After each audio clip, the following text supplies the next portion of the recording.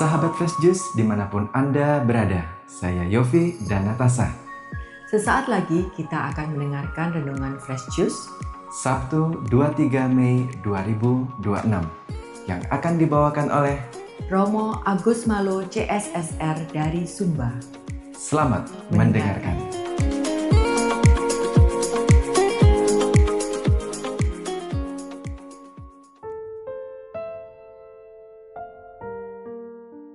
Selamat berjumpa kembali Bapak Ibu, Saudari-saudara pendengar setia Daily Fresh Juice dimanapun Anda berada. Selamat berakhir pekan bersama keluarga, komunitas, dan sahabat-sahabat Anda. Hari Sabtu tanggal 23 Mei 2026, saya mengajak kita sekalian merenungkan kutipan Injil Yohanes bab 21 ayat 20 sampai 25. Tentang murid yang dikasihi Yesus. Kita dengarkan sabda Tuhan dalam nama Bapa dan Putra dan Roh Kudus. Amin. Setelah Yesus yang bangkit berkata kepada Petrus, "Ikutlah aku." Petrus berpaling dan melihat bahwa murid yang dikasihi Yesus sedang mengikuti mereka, yaitu murid yang pada waktu mereka sedang makan bersama, duduk dekat Yesus. Dia inilah yang berkata, "Tuhan, siapakah dia yang akan menyerahkan Engkau?" Ketika Petrus melihat murid itu, ia berkata kepada Yesus, "Tuhan, apakah yang akan terjadi dengan dia ini?" Jawab Yesus, "Jikalau aku menghendaki supaya ia tetap hidup sampai aku datang, itu bukan urusanmu. Tetapi engkau ikutlah aku." Maka tersebarlah kabar di antara saudara-saudara itu bahwa murid itu tidak akan mati. Tetapi Yesus tidak mengatakan kepada Petrus bahwa murid itu tidak akan mati, melainkan, "Jikalau aku menghendaki supaya ia tinggal hidup sampai aku datang, itu bukan urusanmu." Dialah murid yang memberi kesaksian tentang semuanya ini dan yang telah menuliskannya, dan kita tahu bahwa kesaksiannya itu benar. Masih banyak hal lain lagi yang diperbuat oleh Yesus. Tetapi jikalau semuanya itu harus dituliskan satu persatu, maka agaknya dunia ini tidak dapat memuat semua kitab yang harus ditulis itu. Demikianlah sabda Tuhan. Bapak, Ibu, Saudari-saudara, umat beriman terkasih dalam Tuhan. Dalam hidup bersama, dalam perjumpaan, dalam dialog atau komunikasi dengan seseorang atau sekelompok orang, cukup sering terjadi, saudari-saudara, intervensi terhadap urusan orang lain. Pengen tahu atau bahkan kepengen tahu banget urusan orang lain. Mengapa? Karena rasa ingin tahu yang berlebihan. Memang tidak dapat disangkal, saudari-saudara, bahwa pada hakikatnya setiap orang tidak mau diusili oleh orang lain. Setiap orang tidak mau urusannya diketahui oleh orang lain, atau diganggu, atau ada orang yang ingin sekali tahu tentang seseorang. Setiap orang mengharapkan kebebasan. Setiap orang mendambakan kemerdekaan untuk bergerak, untuk beraktivitas, dan setiap orang berhak atas privasi yang dihargai oleh orang lain. Setiap orang menetapkan batas bahwa tidak semua urusannya, tidak semua hal yang menyangkut privasi lalu kemudian diketahui oleh banyak orang.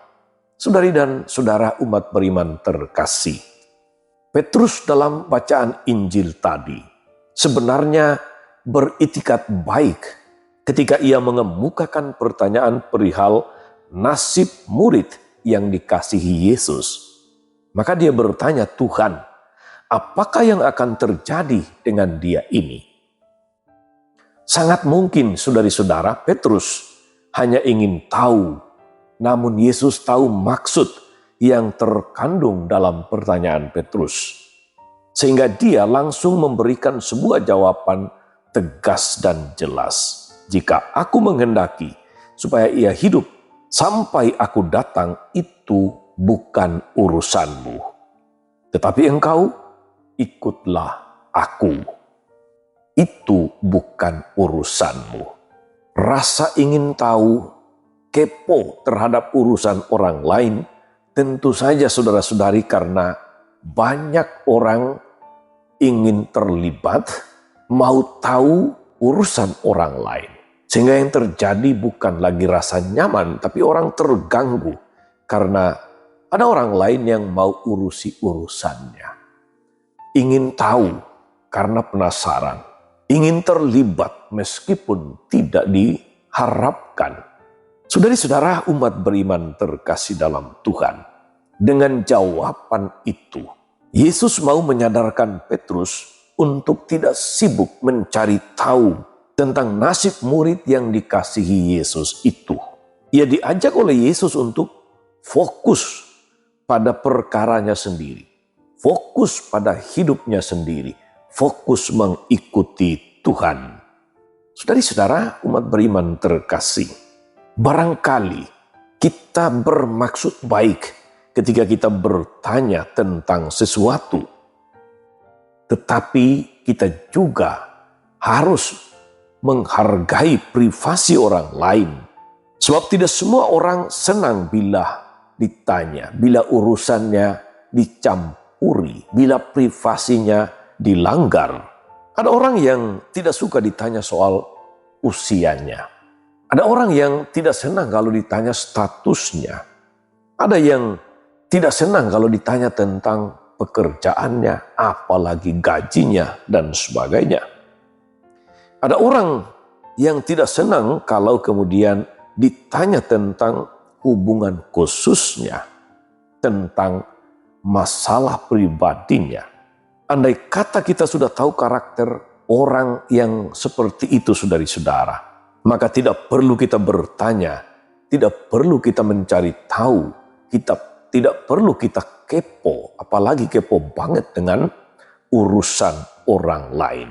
Pengalaman Petrus ini merupakan suatu pembelajaran untuk kita, supaya tidak mencampuri urusan pribadi orang lain bila memang tidak berkepentingan dan bila tidak dimintai untuk terlibat. Kita hendaknya mengontrol rasa ingin tahu kita, rasa ingin campur, rasa penasaran kita pada urusan atau nasib orang lain.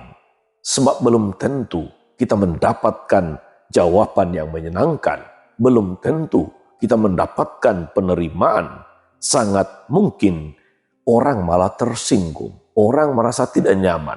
Orang merasa privasinya terganggu. Lalu akan membuat relasi menjadi semakin tidak baik. Kita tidak perlu kepo dengan urusan orang lain. Kita tidak perlu ingin tahu sekali tentang urusan orang. Fokus menjadi pengikut Kristus. Saudari-saudara umat beriman terkasih, terkait dengan fokus menjadi pengikut Kristus, satu pertanyaan lain muncul sebagai bahan permenungan juga untuk kita. Siapakah sesungguhnya murid yang dikasihi itu? Injil Yohanes menampilkan 5 kali secara anonim. Dia menemani Andreas saat Yohanes Pembaptis memperkenalkan Yesus sebagai anak domba Allah. Dia duduk di dekat Yesus dan bersandar padanya pada perjamuan terakhir. Ia berdiri di kaki salib. Dia melihat makam Yesus yang kosong bersama dengan Petrus. Dia memperkenalkan Tuhan kepada Petrus. Dan saat menampakkan diri di pantai Danau Tiberias. Murid yang dikasihi saudari-saudara adalah murid yang setia mengikuti Tuhan. Murid yang dikasihi adalah murid yang fokus mengikuti Tuhan. Yang tidak kepo dengan urusan orang lain. yang tidak ikut campur intervensi urusan orang lain. Murid yang dikasihi Tuhan adalah mereka yang setia mengikuti Dia, tinggal di dekatnya, memperkenalkan Tuhan kepada semua orang. Dia adalah tokoh simbolis yang mewakili murid Tuhan yang sempurna. Sosok itu akan terus ditemui dalam hidup kita, dalam setiap zaman sampai Tuhan datang kembali. Murid itu adalah kita. Kita akan tetap tinggal. Demikian juga anak cucu kita akan terus dipakai dan diteguhkan oleh Roh Kudus untuk menjadi saksi peristiwa Yesus Kristus. Saksi yang memberitakan bahwa Allah itu adalah kasih. Dan dalam kasih-Nya, Dia ingin agar kita selamat, kita hidup. Hidup di dalam kelimpahan dan kesempurnaan kasih. Semoga saudara-saudari kita sungguh sadar bahwa kita adalah murid yang dikasihi Tuhan, yang fokus mengikuti Tuhan dan bukan fokus kepo dengan urusan orang lain, yang tidak fokus untuk ingin tahu, ingin intervensi urusan orang lain.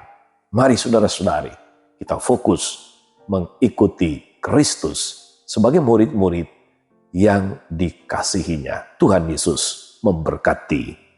Amin. Tuhan Yesus Kristus, kami bersyukur atas firman-Mu yang sungguh meneguhkan penghayatan iman kami. Terima kasih karena Engkau telah memilih kami yang lemah dan rapuh menjadi pengikut-Mu. Semoga kami tidak menyia-nyiakan kasih-Mu itu, tetapi membawa banyak orang lain untuk mengenal, untuk dekat dan mengasihi-Mu.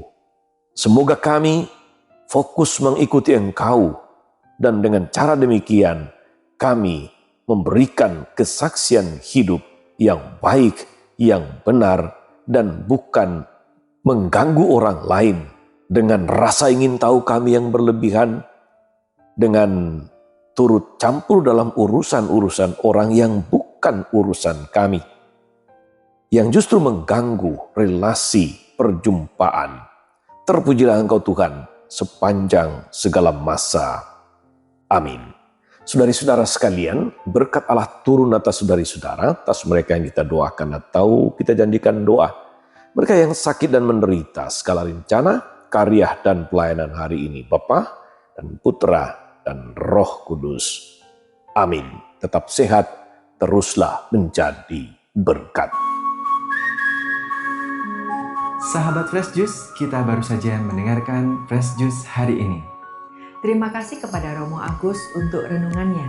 Sampai berjumpa kembali dalam Fresh Juice edisi selanjutnya. Salam Fresh Juice.